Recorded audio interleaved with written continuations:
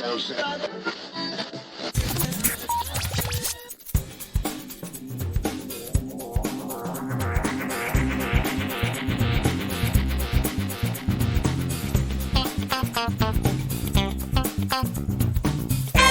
welcome to episode 363 of Geektown Radio. I am back this week with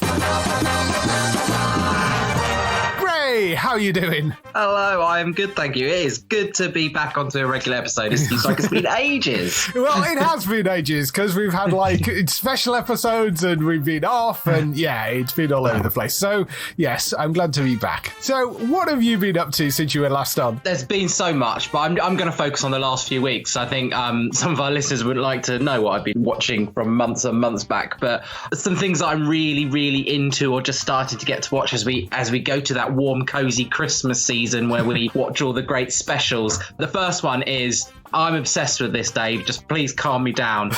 The Traitors. The Traitors on BBC One. Claudia Winkleman as the host. I mean, it is hands down one of the best reality shows I have ever watched. It's got vibes of like the first season of Big Brother or the first season of The Apprentice about it, because they were incredible, and this is so good. The cast is so diverse. It's not about looking pretty. It's not about romances. It's not manufactured too much. It's very psychological. I'm going to explain the premise without giving too much away. Yes. But so 22 people arrive in this castle in Scotland, and Claudia meets them all. And the idea is they're going to work together as a team to build up the prize pot, and at the end, someone's going to walk away with all the money they've won, up to £120,000. Yes. But she has planted within the 22, she's interviewed them all and decided 3 of them will be traitors. And these traitors, each night, very camp as it is, kill one of the faithfuls, the ones that aren't traitors, to just try and slim down the pot and the potential prize winners. And then in the day, when they do the competitions, everyone has to sit around a boardroom and vote out who they think is a traitor. And it's about how can you convince someone you're not backstabbing them while backstabbing them, but also while trying to convince them you are. It's brilliant. And there are some great memes coming out of it already. There's an absolute brilliant set of characters. And obviously these are just your standard off the street people, but some of them are just iconic characters already. And I will shut up soon, but if you haven't watched it, up till now, 6 episodes have been up on BBC iPlayer. The 7th episode goes out today if you're listening to this on the Tuesday. And we've got episodes 8 and 9 on Thursday and Friday this week. And Claudia Winkleman this is her winning hosting duty. You know, I've never seen her so good. She's camp. She plays up to the scenes and the camera, and as you can say, I'm really obsessed with it already. So I know you haven't caught it yet, have you, Dave? No. I would recommend it. Yeah, it really snuck up on me, this one, because it seems to have exploded into this like huge thing. I mean, it sounds like the perfect gig for Claudia Winkleman. I saw a little clip of it because she was on Graham Norton a few weeks ago, and she was plugging it, and they were saying how good it was, and Graham was going, "This is brilliant." So I think it's a really wonderful idea, because that's always been the problem, is your Love Island things are just 10 a penny these days. And one of the beauties of that original Big Brother thing was the psychological experiment side of it, which doesn't really work in the later episodes because everybody knows why they're there. And with this, that's sort of baked into the whole premise of it. You know that you're going to be there, and you know that there is a psychological twist to the whole thing of the fact that some of them are going to be traitors. So it's a really genius setup and premise for a reality show. I do really like the idea of it. You know, reality TV, I tend to steer clear of it in most cases, but I do rather like the sound of this. I think it's a really intriguing idea, and Claudia Winkleman seems like the perfect person to be hosting it. So there's a little bit of a frustrating bit, Dave, because you'll know this. We recorded our Geektown Awards last week, and I've worked out that the first episode was screened in November, so the Traitors could technically have been within the voting for this year, but the majority of it is airing in December. So I really hope a second season gets commissioned and we can push it to next year to be in the category, I love to put out there, structured reality category, because it's going to have a huge following. Maybe a lot of my followers, but like I've just seen so many people. I'm going into work each day telling people to watch it. There's a Twitter version of it going on. It is really becoming the of the moment TV series. And I don't know how the BBC do it. And, we talk about it a lot about the BBC are struggling with the government's current views on them. And I know Matt, who obviously co-hosts with us, doesn't always watch BBC shows because he likes the streaming services that are on there. But they sometimes find things that are like little gems, and because they let this out very subtly with not much like fanfare, and then they've noticed it's become really intense and really favorable, the promotion has started increasing. I'm seeing it on magazines, I'm seeing it like extra adverts coming up on the TV shows and between BBC and on podcasts and so on. Like, they have suddenly realized what a gem they've got because of the traction it's getting. And hands up to the BBC for that one. An absolutely blinding commission. Do not lose it to Channel 4 in a few years' time. I mean, it's based on a Dutch format, I think, originally, which is where a lot of these things sort of come out of. I mean, Big Brother was the same, came out of a European format, and they've done it with a few of them. But whoever's commissioning this sort of stuff for the BBC, the reality stuff that they tend to lean towards seems to be a lot better thought through than a lot of the other channels. So, hopefully they manage to keep hold of it, and that will be good. But yes. Okay, and I'll calm down now. So I am now a Traitors stan, so come and talk to me if you want any more. What else have I been watching, I suppose, is the next thing. So I am currently started one episode of American Horror Story NYC. Now, this comes as someone who hasn't watched American Horror Story since season 1 and 2. Right. I sort of stopped. I'm watching it for Russell Tovey. I think he's a fantastic actor, a huge fan of his. So started watching it. It's all right at the moment. I think I need to get a couple of episodes in. I'm just one episode in, and I'm a bit like, is this just a procedural type setup? That's what it feels like at the moment. I'm quite intrigued by it, so I'm enjoying that. I started watching Ghost US, thinking I'd zip through 6 to 8 episodes in a couple of days, and realised it's not 6 to 8 episodes. They've made season 1 17, I think, something 17 like that. or 8. Yeah. I mean, it's full American seasons, they are. But I mean, they've done quite well, but they're borrowing on a lot of storylines from across all 4 seasons of the UK one, and I just wonder where they're going to go with it if it continues to get commissioned. I think the UK one, I think this is what UK does so well with our comedy sometimes. We keep it condensed. We keep it 6 episodes and then maybe a Christmas special or sort of thing. And that's how we sort of get that good quality and to continue. And I think the US Ghosts have got a good setup, but I think they've used all the good ideas really quickly in season 1. Yes. So I wonder where they're going to go with it as they move on. And I can imagine they've got to bring in lots of new casts and things like that, because American, they recycle themselves quickly. Yeah, it's going to be an interesting one. That I haven't caught the US version yet, because it was announced when I was away, and then I've been catching up on things since I got back, so I haven't actually got to it yet, but I do want to take a look at it because I like the leads in it, and I did wonder whether that was going to be the case, how much of the UK version they had actually used, because I know they've transposed some of the characters but not all of them. There are some variations. It could be one of those things that's a bit like the US Office, where it finds its own feet and has a lot more episodes and moves on its own.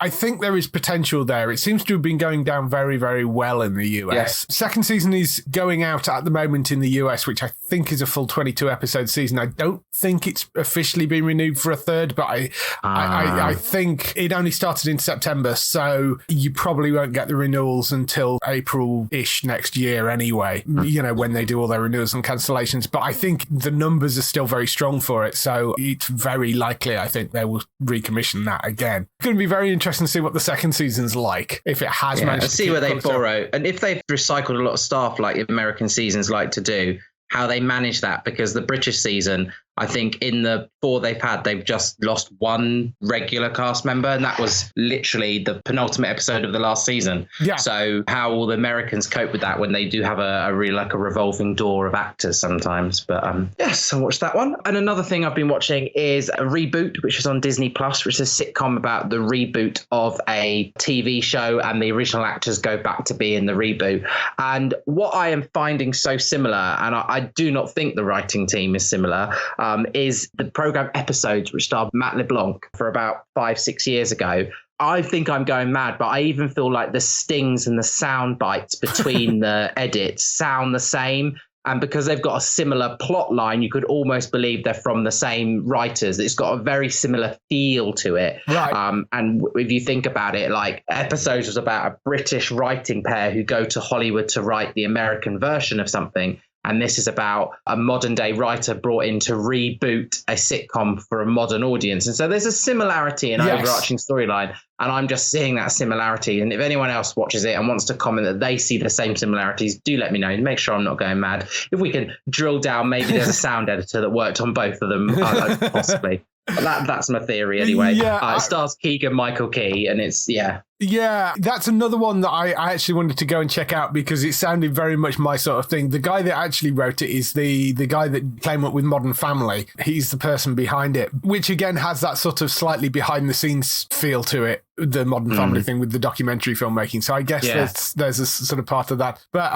Keegan-Michael Key, Johnny Knoxville, Rachel Bloom, Paul Reisner is in there. There's a solid enough cast for it. It's a really good cast. Yeah. Decent enough writer. So it's one that I want to go and look at. It's a Hulu series in the US, so I don't know whether it's going to get renewed or not. We haven't heard anything yet, but Hulu in the US, Disney, hopefully it'll come back. But fingers crossed. Is that all gone out yet, or is that going out weekly, that one? It's all been dropped on Disney Plus, I believe. I'm about 5 episodes in. I've got a few more to finish. I'm not enjoying it as much as some of the other American sitcoms that I've been through, like Abbott Elementary, which I inhaled, but I'm enjoying it nonetheless. It's just nothing I'm not jumping back to. Yeah. And speaking of things I finished finally or really quickly in one of them, so Two Doors Down, that dropped as a sitcom on BBC iPlayer based in Scotland. Dropped those episodes. I binged them in 2 days. Lost one of its lead actors, Doone McKeegan. She is from Smack the Pony fame back in the day. She was an absolutely obnoxious character. She unfortunately left. I think the demands of filming up there for so many months of the year when she actually lives in London was I think that was the storyline I read. She decided to leave on good terms. Right. But, really good what they've done with replacing her. I also binged Blockbuster on Netflix. I know that came out in late October now, but I finished that in a couple of days as well. That's really good. I do sort of love those sort of sitcoms where you've got such a plethora of cast but led by one or two. And obviously both of those have come from their own sitcoms.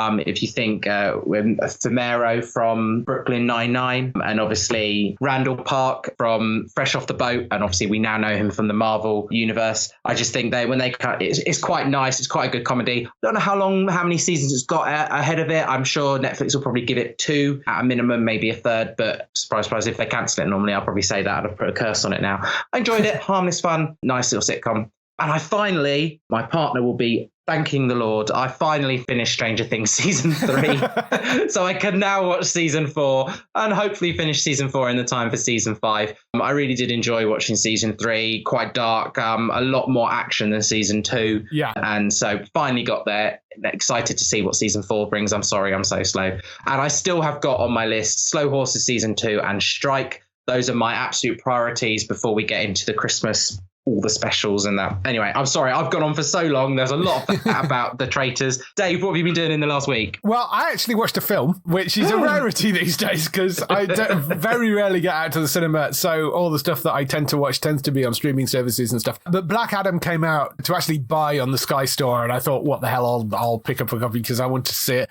I mean, have you seen this one yet? I don't know whether you got around to it. You know, I was unwell when my friend wanted to go and see it. So I actually said no because I was unwell. And by then I'd heard the initial reviews, shall I say? And so it wasn't spurring me to go and see it. But please tell me if you think it's different from what I've heard. Well, I certainly don't think it deserves quite as much as the criticism as it gets. I think that's been a little harsh. I mean, it's not up there with some of the Marvel movies. It's not as good as some of the best DC films, but it's a perfectly serviceable, fun, sort of take your brain out for a couple of hours and sit and watch a silly superhero film. I mean, it's perfectly fine. It has got quite a nice sort of little twist towards the end of it as well.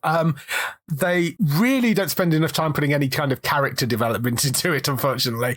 I would have liked to have seen them kind of focus a bit more. You're sort of introduced to how Black Adam first appears, you know, which, I mean, if you've read the comic books, you know sort of the backstory of this is he ended up being a champion and then he was sort of imprisoned. He was given the powers of Shazam. It went wildly out of control and he ends up being imprisoned by the wizards. So that sort of same setup, it tweaks slightly, but that basic setup is the same. He's then awoken by somebody in present day in Kandak, and there's a crown, which is a MacGuffin, which is sort of a thing that they're going after, which has unlimited power or is supposed to give the user an amount of unlimited power. So they're trying to stop the crown from getting into the wrong hands. And when they get to the tomb where the crown is, they get caught and she ends up waking Black Adam instead. And Black Adam appears and starts taking out people. He's very much set up as not as an out and out bad guy. He's set up as not evil as well, which is kind of how he is in the comic book. He can be vicious and can be violent. He's in that Punisher sort of area of not entirely one thing or another. I mean, generally he leans more on the villain side in the books, but not always. You know, there is a sort of clear purpose to him in that he is the defender of Kandak, and he's basically told, if you leave Kandak, then we'll set every superhero in the world on you, basically. So that sort of characterization is basically the same.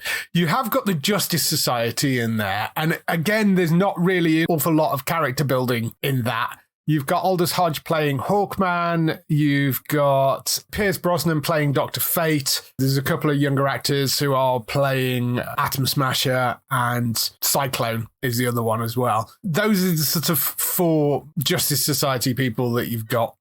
They're all fine, and the characterizations are okay. You just don't get an awful lot of background. The entire film is very much sort of fight set piece, little bit of plot, fight set piece, little bit of plot, fight set piece. You know, it's like that all the way through. I wouldn't say necessarily rush out and go and watch it, but certainly if it pops up on a streaming service for free and you're looking for something to spend your time with for a couple of hours and you like superhero films, there's no reason why you shouldn't go and stick this on for it. I mean, I think it is about 2 hours long. Okay. There's no reason why you couldn't just sort of watch your way through it. Dwayne Johnson, I think, is well cast in the role of Black Adam. I mean, you know, he has a long history with that role and wanting that part, so I think that's absolutely fine. Is its connection to Shazam really explicit, or is it just implied? You see, no. And there are sort of issues with the sort of wider world of DC where it's somebody with the power of Shazam in an evil side, and you've got this kind of Justice Society team that are coming to try and stop him, but the two people they don't bring along are either Superman or Shazam. And you kind of think, surely, if you've got somebody that's perceived to be a villain of that sort of level, wouldn't you bring a couple of big guns along with them? I mean, so there are some oddities like that. We're going to get into a bit more about the whole DC thing because there's a few things that happened with DC recently. So we're going to talk a bit about that later. But yeah, I mean, overall, I would say, because, I mean, I heard all the same things that you did. I don't think it is anywhere near as bad as people are making it out. It is. It's not great either. I mean, it's not like completely up there, you must go and see this, but it's perfectly fine, serviceable superhero film with lots of action sequences and flashy special effects. I mean, it's perfectly okay. Okay. But I wouldn't necessarily rush out and buy it, but if it pops up on a streaming service, it will keep you entertained for a couple of hours. I think it's a plain watching movie, you know, that sort of thing. Yeah. The other thing that I watched this week was Stage Season 3, which I know a lot of people don't have access to. It is available on Britbox UK because annoyingly they did a deal with Britbox for the third season. So it is on Britbox UK.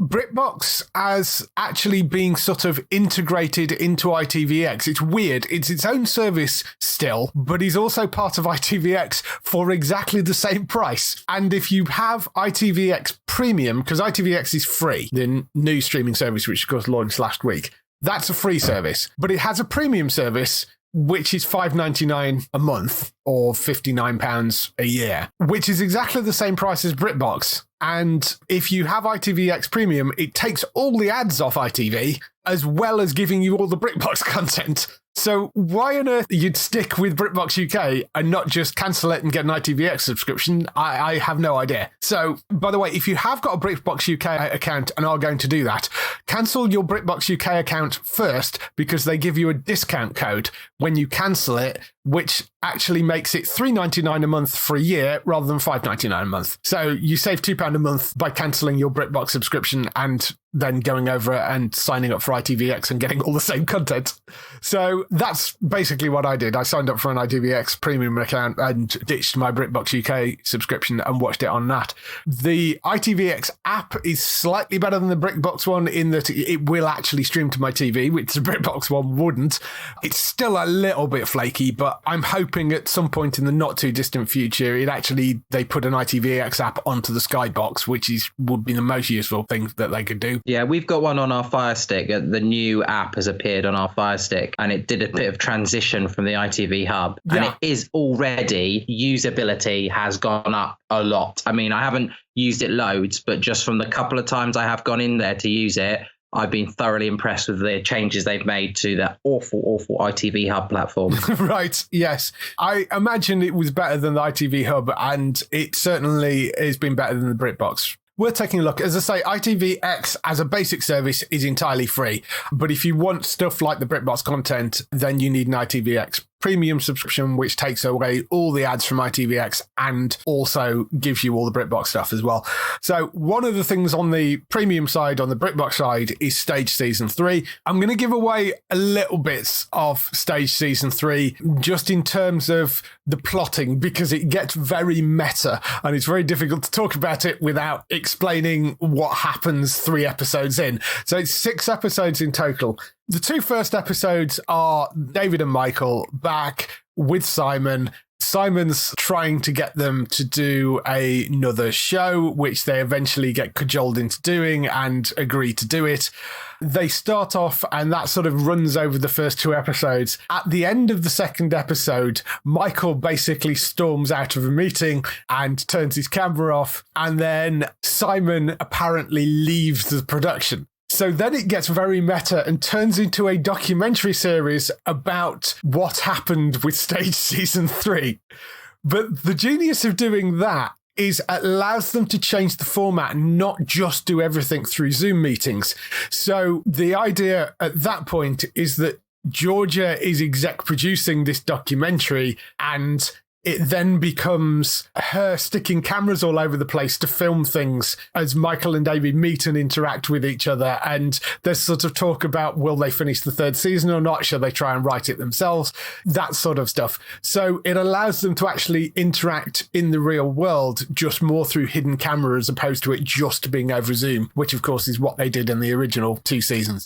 It's still very, very funny. It's incredibly enjoyable. And it is well worth watching. The first 2 seasons are on there as well. If you haven't watched it, it is genius. The first 2 seasons are great.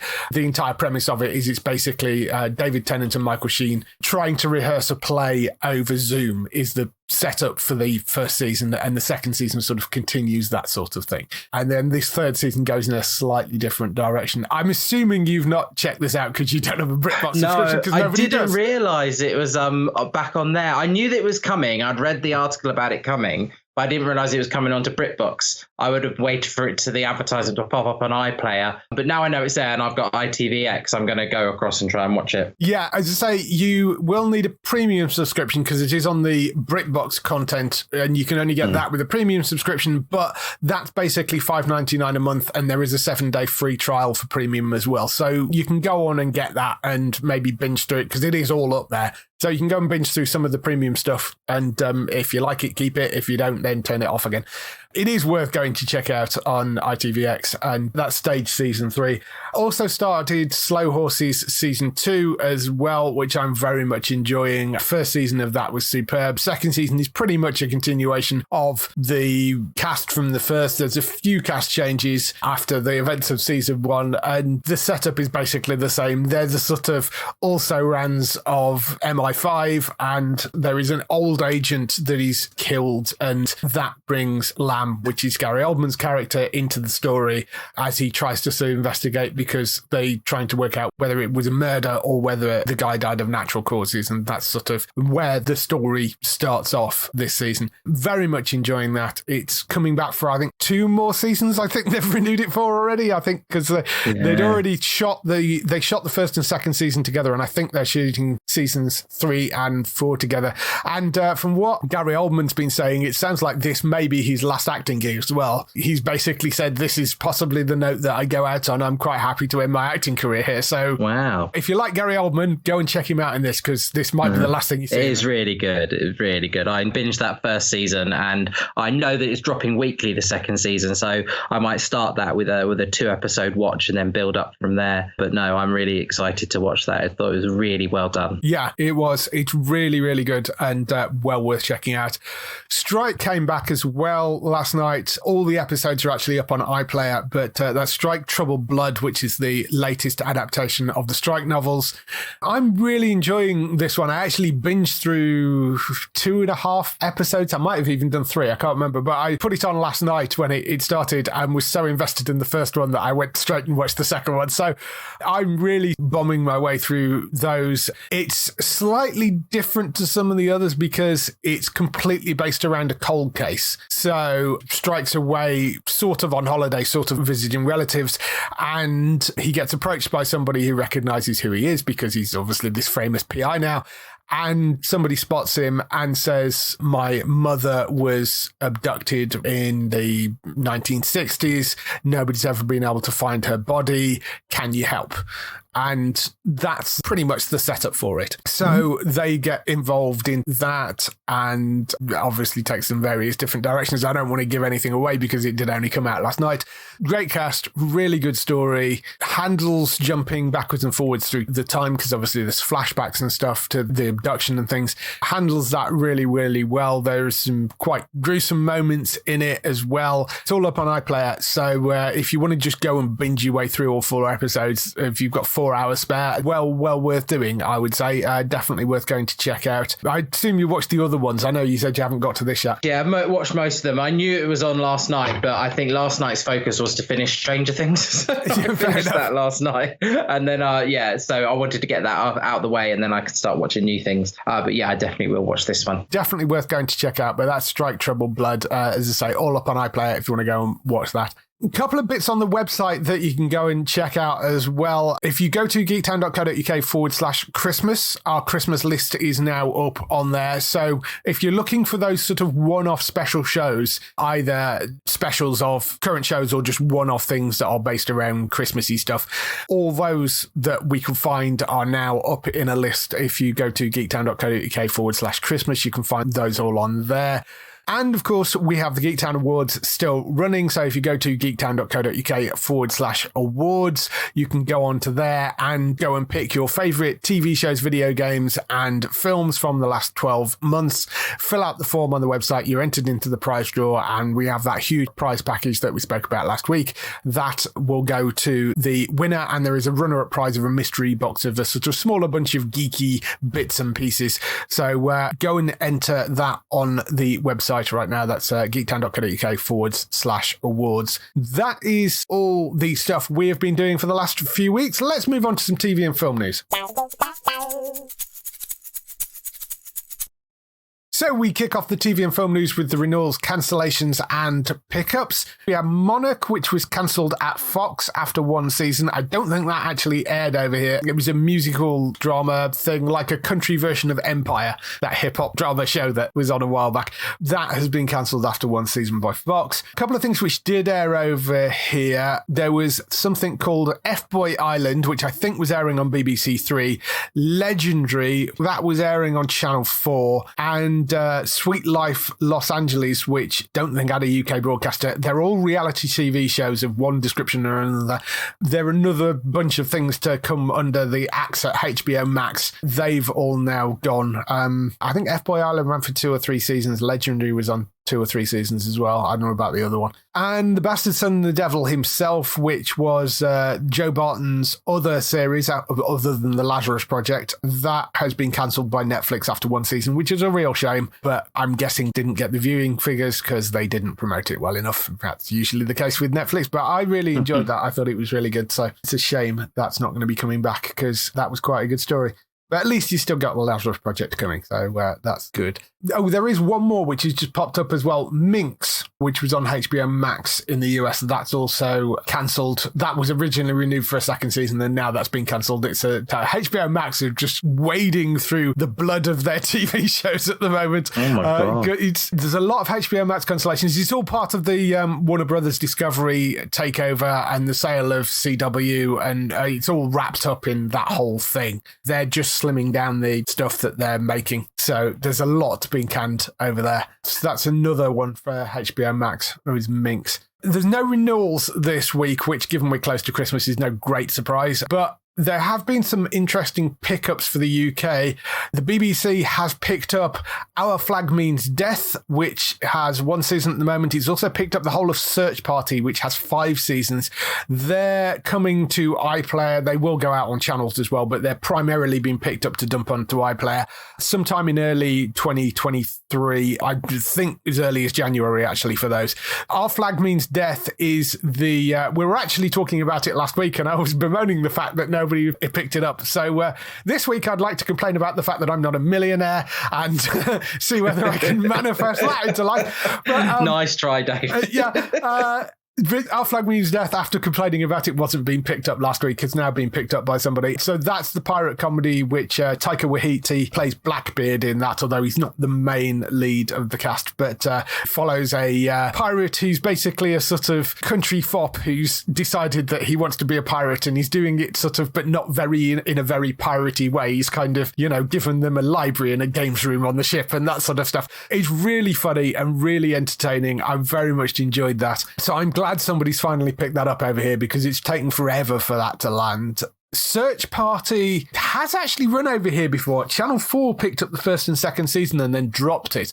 So it's a dark comedy. It's a satire of millennial culture, full of escalating events and circumstances. It starts off with the disappearance of former college acquaintance Chantal and leaves to several 20-somethings getting entangled in mystery of her going missing. So that's the basic setup for it, and they set up a search party, and that's where it sort of all starts. But there's actually 5 seasons of that. It is a complete run. They've picked up all 5 seasons to go onto iPlayer now. So if you caught the first 2 seasons when it was on Channel 4, you'll now be able to catch the final 3. That's going to be on iPlayer in the new year.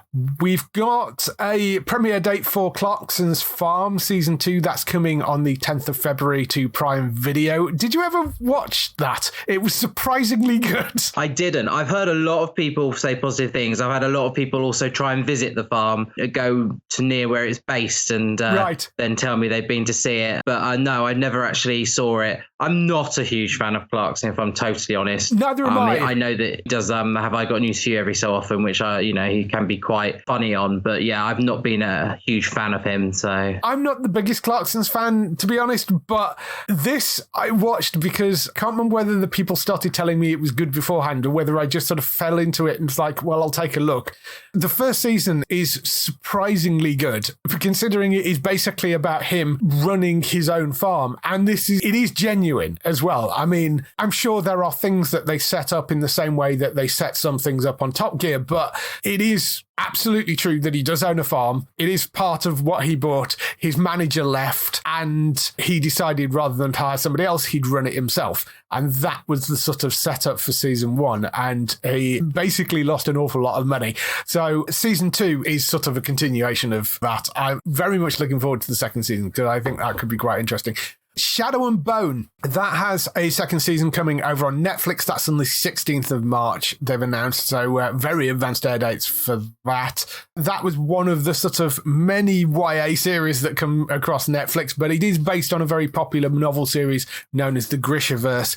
I don't know whether you saw any of that one. I didn't. I wanted to. I think it just came beyond me, as in a season of very, very peak TV, wasn't it? Yes, I did very much enjoy the first season of that. I didn't know the novel novels at all, but I thought they did a really good job of presenting the first one. I think it actually mixed a few bits of pieces from various books together for that first season, but they seem to have handled it really well. It turned it into a really decent TV show. So very enjoyable first season, and I'm glad to see that's coming back. But yes, very advanced air date for that, because 16th of March for that one for the second season.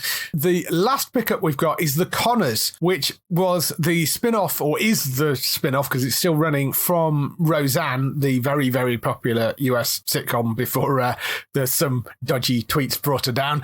The Conners, which is the sort of thing that follows the family of their life after Roseanne.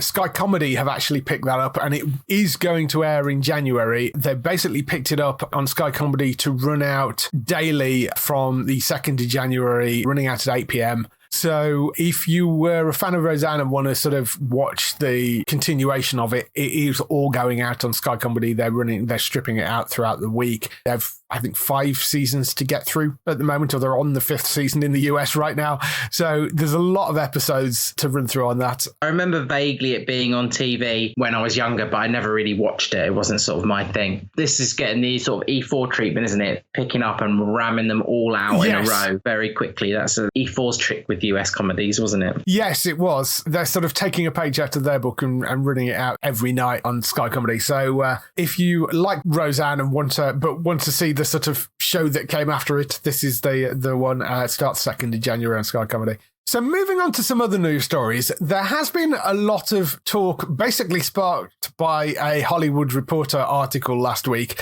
about what is going on at DC. So given that you're our film guy, I thought we'd bring this up and talk a little bit about it, because there was a lot of stuff in an article that Hollywood Reporter put out, claiming a lot of different things, some of it accurate, some of it not. But we'll go through what the article actually said, the sort of main bullet points out of it. And they did say that sort of nothing is entirely nailed down. Of course, DC Studios is the newly formed bit, which is now managing all the DC properties across TV and film. It's being headed up by James Gunn and Peter Safran, his creative partner.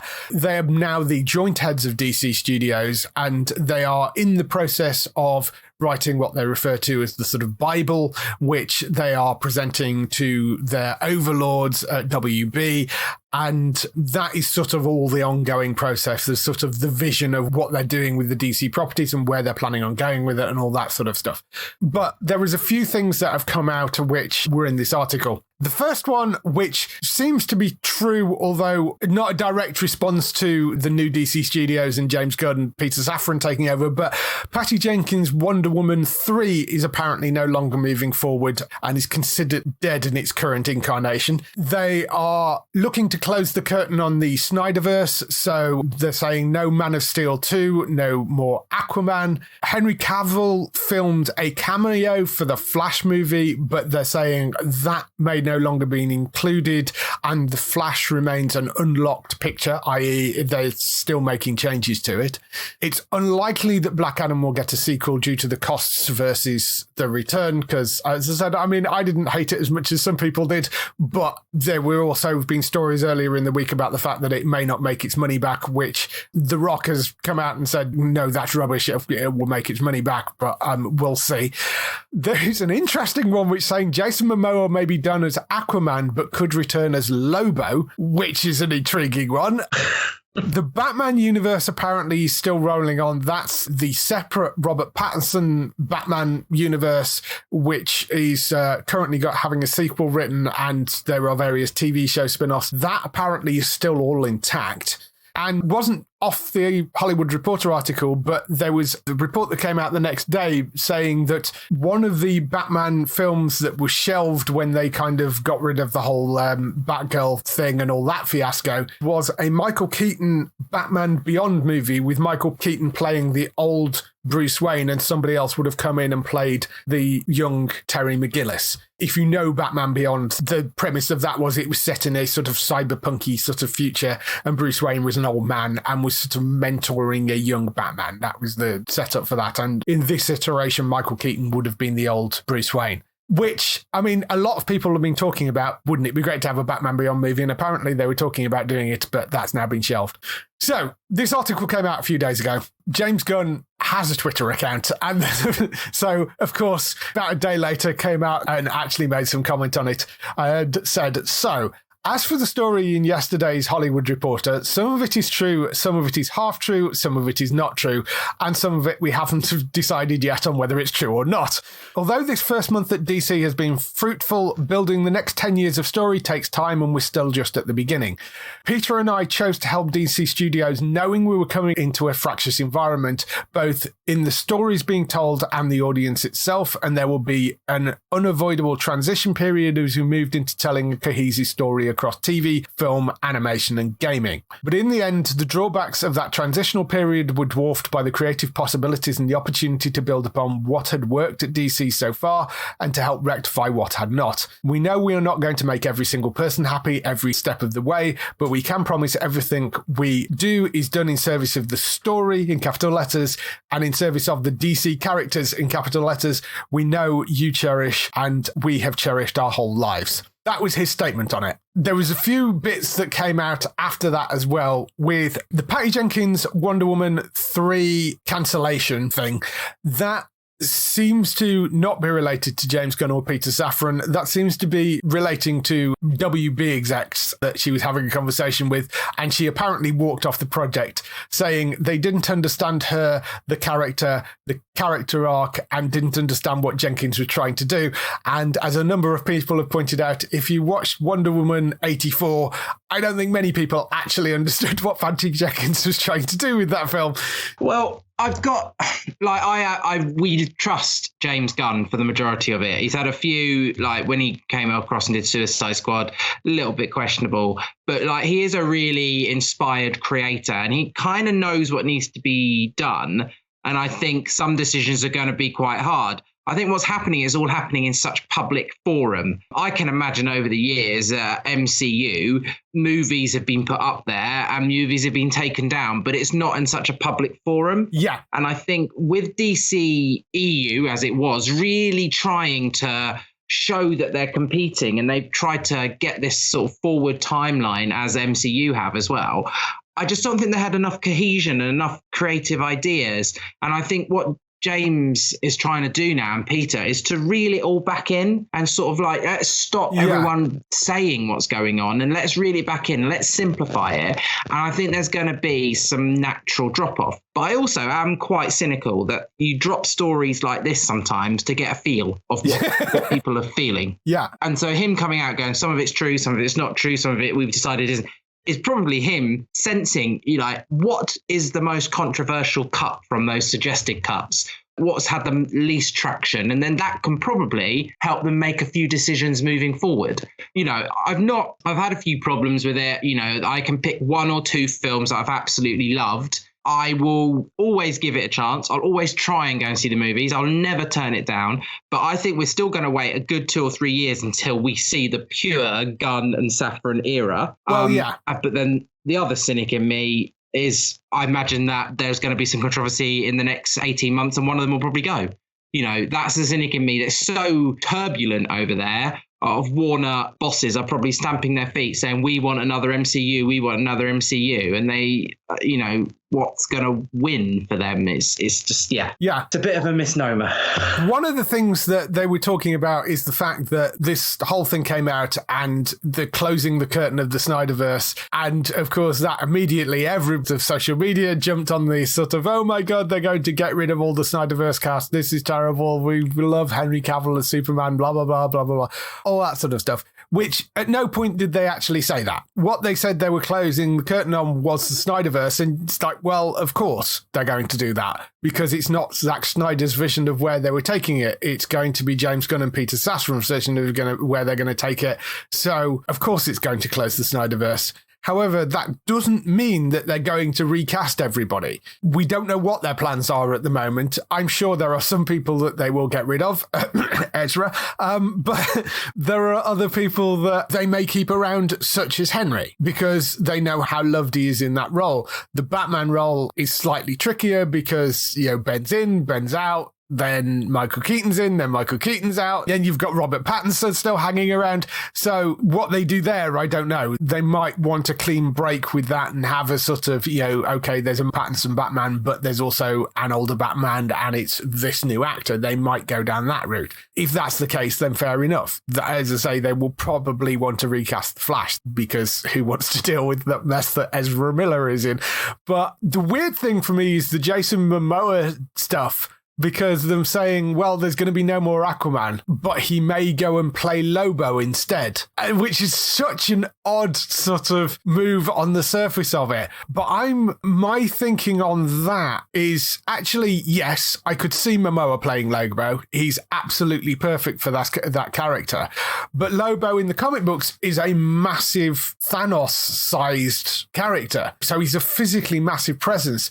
So I'm wondering if maybe somebody's got their wires crossed and that's sort of one of the half-truths of Momoa would still be their Aquaman, but he may also be their Lobo. And the Lobo character would be a mocap performance. So you could do both in that. And that would be quite a good way of doing it, because I can see Momoa doing that and absolutely crushed Lobo as a role. I think he'd be brilliant at it. So as much as this sort of article kind of puts stuff out there, I think it's caused even more confusion when I think what it was trying to do was kind of clarify stuff. Because at the moment, we just don't know, because we don't know exactly what Gunn and Safran have got planned.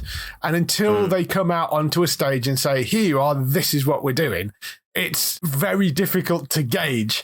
I mean, there was another thing which somebody on Twitter had basically said, I'm being told that some random, I mean, he got a blue tick by his name, but I don't know.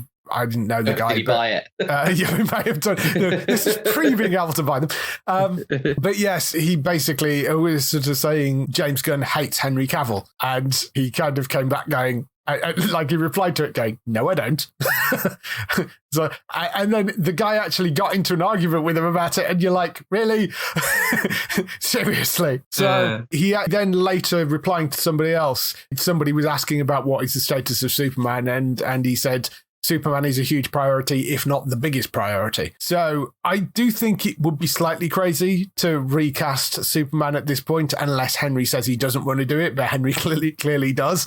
So I suspect that they're going to keep him around, because even if the universe that they're sat in changes, I don't see any reason to recast all the actors, And when we sat here about 2 or 3 weeks ago, or you yourself sat here talking about him dropping out of The Witcher, why has he dropped out of The Witcher? There must be another project in the background, and everyone felt it would be Man of Steel 2, or if it's not the Man of Steel 2, another iteration where he was going to replay that role. So there's just so many rumours, aren't there? And I think until it comes out in the water and we see what actually happens when the Warner Brothers bosses stamp their feet, we're going to get a real picture of it later on in 2023. The No More Aquaman thing that they came up with in that article, I think was based on the fact that they'd heard that Momoa might be playing Lobo. And I think there was an assumption made there. I mean, maybe there won't be any more solo Aquaman movies, but that doesn't necessarily mean that Jason Momoa will stop playing Aquaman. And equally, removing the Henry Cavill cameo out of the Flash movie may have less to do with, they're getting rid of Henry Cavill,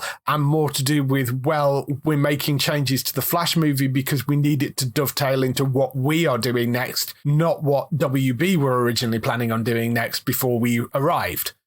Because I think given that is based around Flashpoint, that movie, I mean, apart from the obvious issues with the whole Flash movie and Ezra and all that sort of stuff anyway, but given that movie is based around the whole Flashpoint idea, it's a perfect opportunity for them to reset the universe. And as they've said that is currently an unlocked picture, it makes sense to tweak bits and pieces in that to allow them to launch whatever it is that they're going to do next. That would be a perfect opportunity to be able to do that. So I suspect that a lot of this cast are still going to be around. Maybe not everybody, but that's fine, because there are some people like Ben who was making noises about wanting to move on, Ezra because everything, whereas Henry still wants to be around, and I think they probably still want him. And equally, just because that iteration of Wonder Woman 3 is not happening because Patty disagreed with what they were trying to do, that doesn't mean that Gal Gadot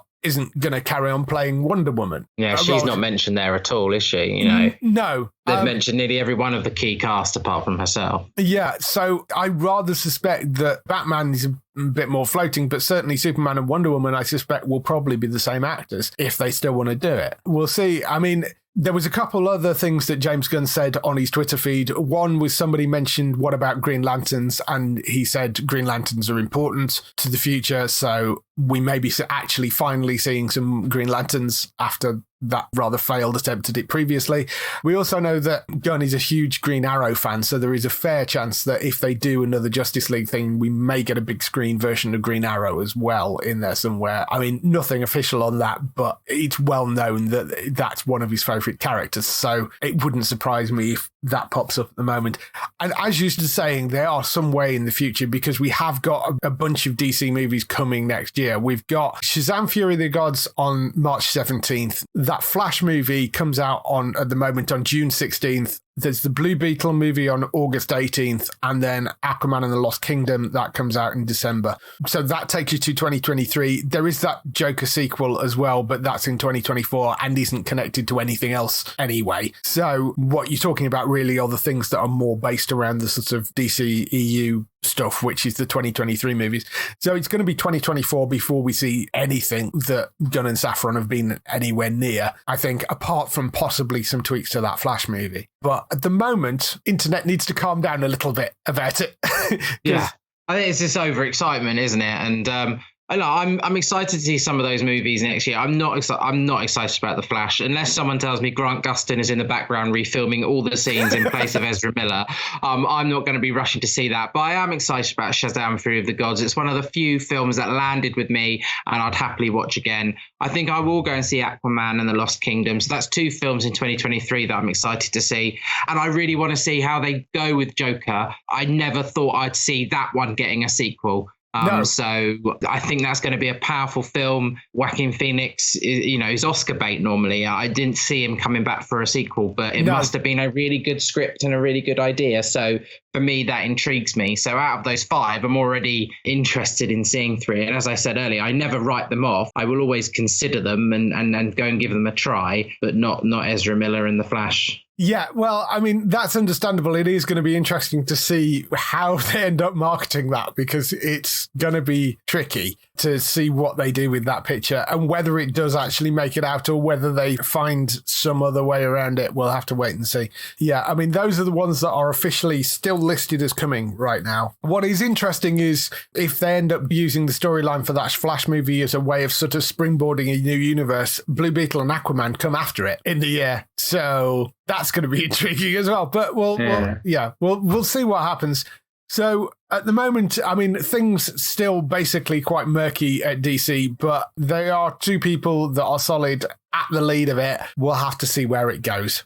There was one other big news story that dropped last week as well, which was The Dark Tower, which is a Stephen King novel, which has been adapted or tried to be adapted a number of times and has fallen flat on its face. It's one of those novels that's a bit like Watchmen, where everybody says it's unadaptable, but eventually somebody does find a way, and hopefully they found the people that can do it this time. Mike Flanagan and Trevor Macy, who are the two people that were behind the Haunting of series, so Haunting of Hill House and Haunting of whatever the other one was. The Midlight Club was theirs as well. They were the people behind the Netflix things. They also have done previously Dr. Sleep and Gerald's Game, both of which were Stephen King adaptations. So they have some familiarity with King's work. The Dark Tower, for those of you familiar with it, it's sort of a mashup of fantasy, sci-fi, the Wild West and Arthurian legend.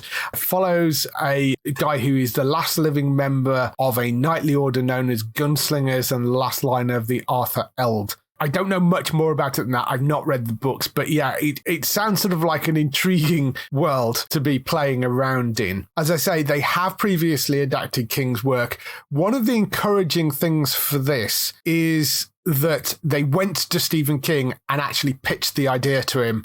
and that's how they got the rights to it. So I think that's kind of solid because it means that they've got King on board and thinks that it's a solid way of doing it. So he's being very, very supportive, they said, and he's very excited about what they're looking to do. That's a good sign. They say, yes, it's daunting, and they know they're going to be stepping into the crosshairs for this, but particularly as there was, there was an adaptation which somebody tried to do for Prime Video previously, and that collapsed. It was Glenn Mazzara who tried to do that last time, and that completely fell on its face, and they didn't pick up the pilot. And there was a movie with Idris Elba and Matthew McConaughey, and that was in 2017, and that went flat on its face as well. So it's not had the best of luck so far, but maybe these guys can pull it off this time around. I don't know whether you saw any of the other movies. I don't know whether you saw... Did you see Dr. Sleep or Gerald's Game? No, I haven't. I'm literally just looking up Gerald's Game now, and because obviously they said that it was a good adaptation, but I never saw that. But it is available on Netflix, I'm just seeing. So it's something I could potentially watch. But yeah,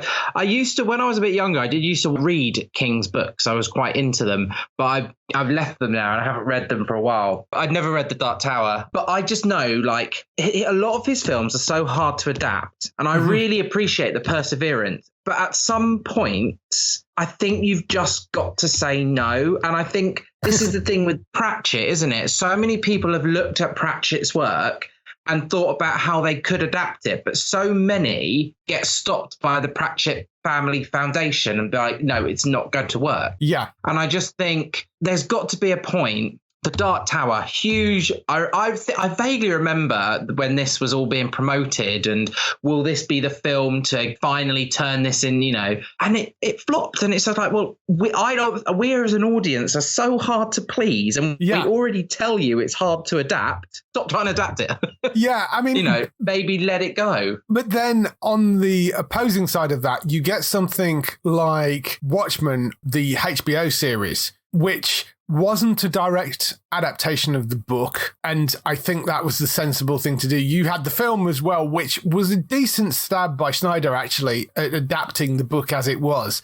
But the TV series was a work of genius. It was really, really well done as a sort of continuation of it. I mean, I know Alan Moore hated it, but Alan Moore hates everything, so you can't really make a judgment by that. But there are things that come up repeatedly where they're saying, "Oh, that's unadaptable," and then somebody manages to crack it. And I think certainly something like The Dark Tower, it sounds like trying to wedge it into a movie was a very bad idea. So a series is probably the better way to do it. Prime had already turned down one version of it, so maybe these guys can come up with it. They have got more experience of it.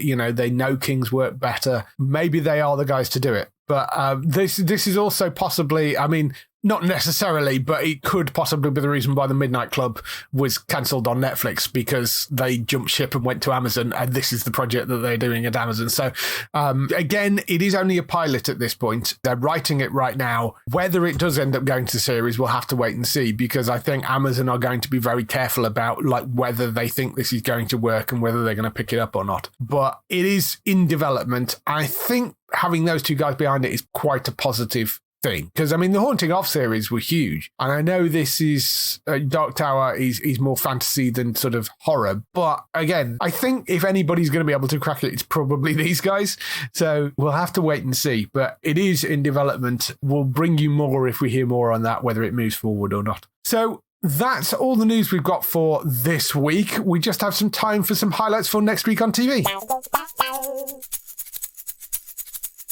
Highlights for next week. We have The Hardy Boys seasons 1 and 2, and I think those are the only seasons because I think it got canned after that. But seasons 1 and 2 are coming to Disney Plus on the 14th of December, so they will be landing on there. National Treasure: Edge of History, season 1 of that, which is a sort of reimagined TV series based on the movie franchise, that's coming on the 14th of December as well to Disney Plus. Vienna Blood Season 3, that is coming to BBC 2 on the 14th of December at 9 p.m. Litvinenko, which is one of the new ITVX big dramas, which stars David Tennant as Alexander Litvinenko, the former Russian Federal Security Services KGB officer whose death from polonium poisoning in 2006 triggered one of the most complex and dangerous investigations in the history of the Met Police.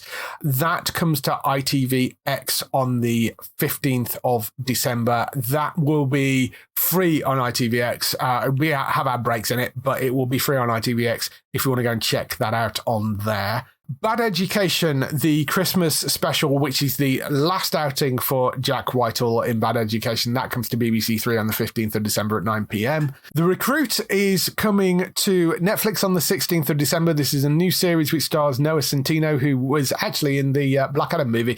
I think he stars as a fledgling lawyer in the CIA who becomes enmeshed in dangerous international power politics when a former asset threatens to expose the agency. So that could be quite good fun. It seems more comedy drama about it, I seem to remember from the trailer I saw for that. The Game revival returns to Paramount Plus for its second season. That is on the 16th of December. His Dark Materials, Season 3, finally lands on BBC One. That's on the 18th of December at 7 p.m. It's also all going on to iPlayer at the same time, so you can binge your way through it. 1923, which is the Yellowstone prequel, that comes to Paramount Plus on the 19th of December. That stars Harrison Ford and Helen Mirren. And I Hate Susie 2, the second season of I Hate Susie, that lands on Sky Atlantic on the 20th of December at 9 p.m. And I would guess that that will all be on Sky On Demand now as well. So that's everything for next week. Anything particular you're... I really liked I Hate Susie, the first season, so I think I'll be tuning into that, and I'd love to see the Bad Education. That feels like a little bit of a reunion from the previous season, so definitely be looking for those in that list. And there is a new season of Bad Education just without Jack Whitehall. It's got some of the former pupils that come back as teachers. That's coming in January, I think, so keep an eye out for that. If people want to find more of you, where can they find you? Come over to follow me on Twitter at Gray The Geek, and particularly in January, where hopefully I will be taking Geektown behind the scenes at DragCon. Yes. So come and follow me on my Twitter feed as we bring drag to the website with hopefully some reviews and interviews over 3 days of DragCon in January. Yes. I thought Gray was probably the better person to go and do DragCon rather than me, so Gray will be going to cover that.